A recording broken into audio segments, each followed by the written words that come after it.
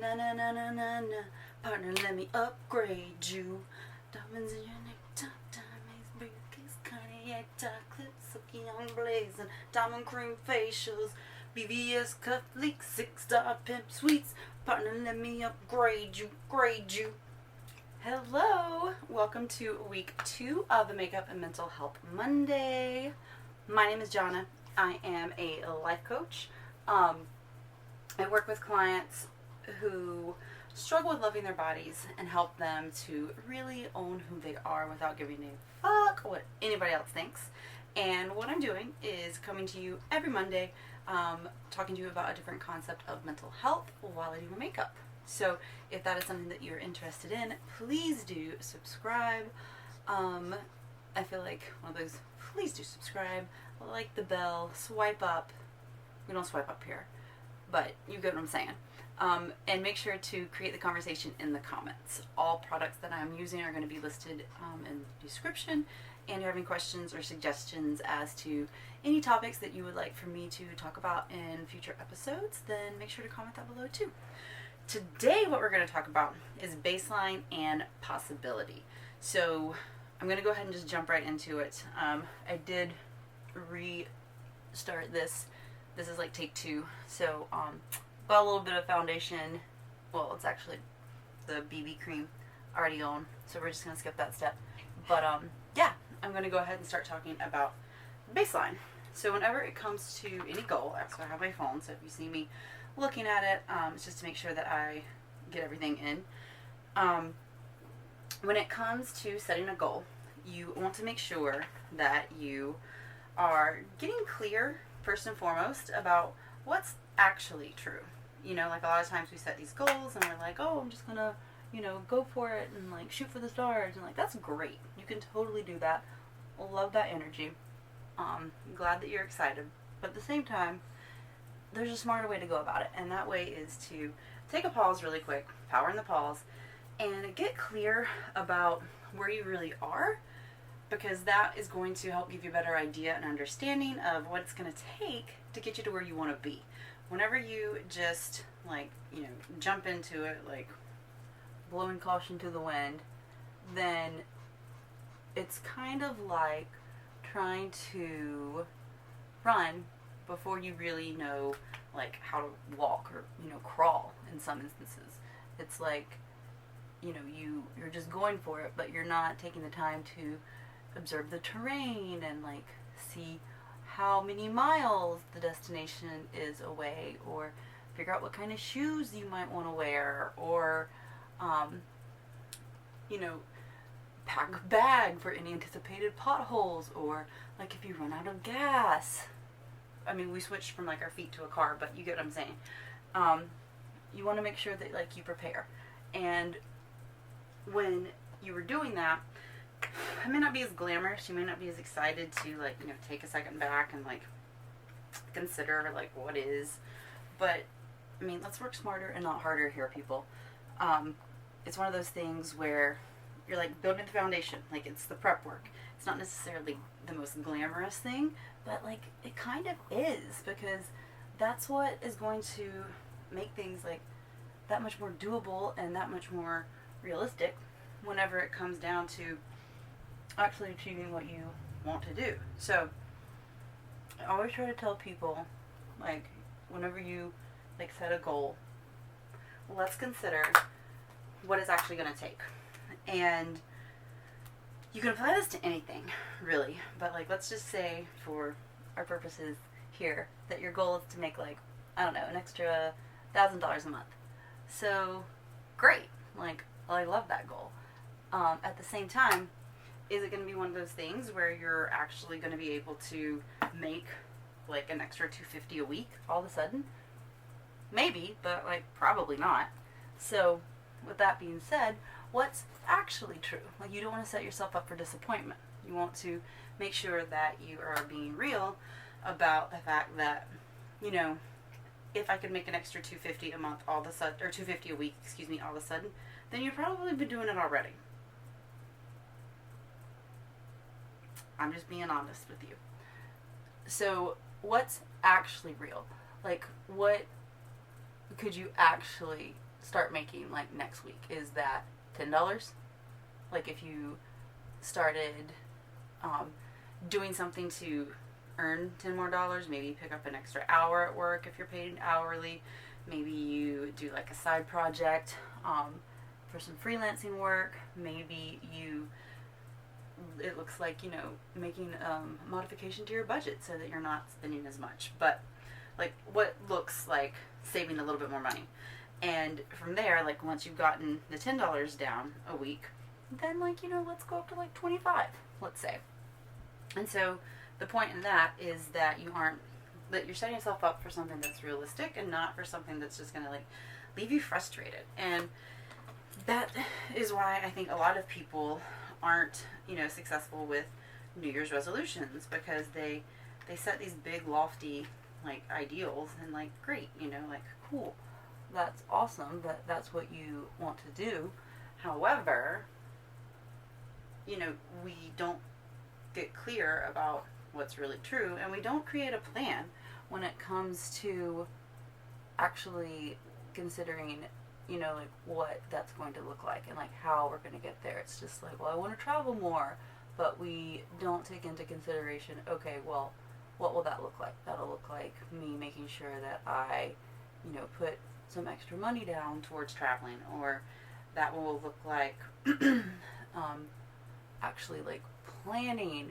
I mean, maybe travel is a bad example since we're in current times, but I mean, hell, maybe that's a good time for you to start planning, since we are in the middle of a pandemic, for like when you want to travel next. And that can also mean like taking into consideration preparatory things like help and vaccines, like depending on where you want to go. People just like throw out this like cool ideal because it sounds cool, and they don't actually, again, like get real about what it's going to take, So I always stress the importance of establishing that baseline so that you can, set yourself up for a reality instead of for something that isn't going to be as fruitful. Something that's not going to, or something that's going to set you up for what can actually happen, and not, what you are just hoping to happen. Because then people tend to get burnt out, and understandably so. If I'm like trying to go for this big, lofty goal of mine, and I don't actually take into consideration like what it's like, then I'm gonna get in this shit. I'm gonna be like, fuck, this is hard.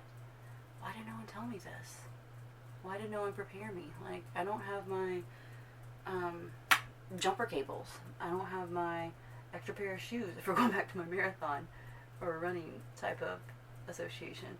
Like, I don't have all these things where if you had just, or we had just taken some time initially to consider, this thing could happen, or like that thing could happen, then we would have our little toolbox full of all the things that would safeguard against that we could just pull it out whenever we, do happen to encounter that thing. It's like, oh yeah, I prepared for this. Here is my solve. And so that is why I think the baseline is so important. And once you have established that baseline, then it becomes a matter of, what is possible. Like, if this is true, if this one thing is true, then what all is possible? Because it might be, just might be, that you're not dreaming big enough. That your goal is actually way doable, which you could realize, like, whenever you're looking at, like, what's true and establishing your baseline. And you could be like, holy shit, I could do so much more. Or it might be one of those things where you realize, like, hey, I can't do so much more right now, but the power of curiosity is really cool, because when we pause to consider, what can I do, it's really cool to start to realize, like, all these other things that could possibly be true and that we could possibly do. And so one of the things that I like to have my clients do actually, in terms of considering like what's possible, is to journal, which I know it sounds so basic, but like people, these things are really easy. I mean, they're difficult. Like, don't get me wrong, they're difficult in, you know, actual application, in the sense that like you have to like dig deep and like do the work, and a lot of times it can be uncomfortable. But the actual practice is really pretty simple. So when it comes to considering like what's possible, I like to suggest that my clients do an exercise where they journal, and in that practice, what they're doing is they are looking, or they're leaning into the feeling that this thing that they want to achieve will give them. Like what, or the feeling, like what it will feel like once they have this thing. So if we go back to the original example, what will it feel like when you're making an additional $1,000 a month? Because whenever we are curious about what's possible in terms of that feeling, that is when we start to make it visceral. We start to make this desire, this wanting, this concept, if you will, we start to make it something that's like, oh, well, that's what this would feel like.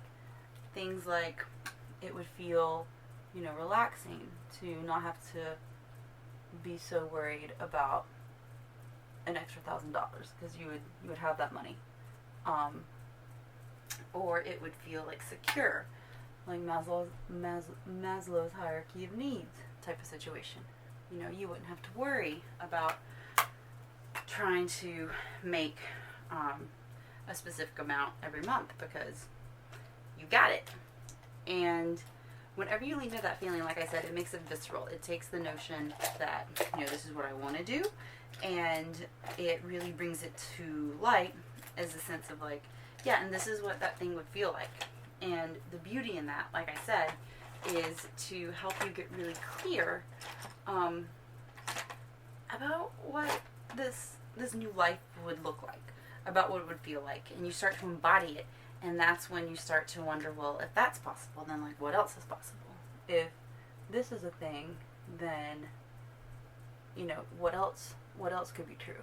And so then you just sort of like repeat the process when it comes to baseline and, you know, that next goal. So to get that to the next level, I'm going to pop off to do some eyeliner, and then we're about done. So BRB. Surprise! I went ahead and finished everything because we were about done. This was really quick this week. At least it seemed quick for me. And I was like, I don't want to make you all suffer through watching me do my eyeliner, my mascara, my brows, and then try to line these lips, because that would just be a bunch of me going, hold on one second. I mean, unless you want to see that, like, we can be in this together. Like, that's totally fine. Just let me know. But for this week, I thought that I would save you since we were nearing the end of it anyway. And that was pretty much all I had to say about it. It's just that it's a simple topic, and it's one that I think is overlooked a lot when it comes to goal setting and, you know, setting your priorities and your intentions. We see the end result, we see other people that have it, and we're just like, yeah, I want that thing. But we don't actually pause and say, okay, what is it going to take for me to get that thing based on like where I currently am and what resources I have available to me. And beyond that, like, what else is possible? And so I just feel that's really important to note whenever you are going into any new goal or lifestyle change or anything like that, whether it be, yeah, like a new job or a move, or just like to set a personal goal in your own life. And so, body image, that would be another one. Like, if you see someone's body, like, what's it going to take for you to get there? And, you know, genetically, like, it might not be possible that you will ever get there. And so that's a whole nother topic for a whole nother day. But just, like, being really clear and really real and really honest. And a lot of times that means enlisting the help and support of your friends or your family or a professional. in like a coaching capacity or a counseling therapist capacity, just depending on what your goals are. And I just wanted to bring that to your awareness today, because I do think that that is something that we should all be very present to and mindful of. So with that being said, let me know what you think. Let me know if you usually take this route whenever you are looking to set a new goal or go into any kind of new venture, or if you just kind of like dive in, or if now you know about the pre-planning, like baseline and possibility concept, if that's something that you might try in the future. Next week we are going to be talking about how to find yourself. A lot of people are like, just do you, and you know, that's fucking great, but no one ever told us who that is, or you know, how we figure out what that means, or like who that person is. So that is what we're going to be talking about next week, and I'm super excited for that topic. If you want, make sure to follow me over on Instagram. It's where I post most of the time. Otherwise, leave any comments, complaints, concerns, and questions below. Have a fabulous week, and I will see you next time. Thank you.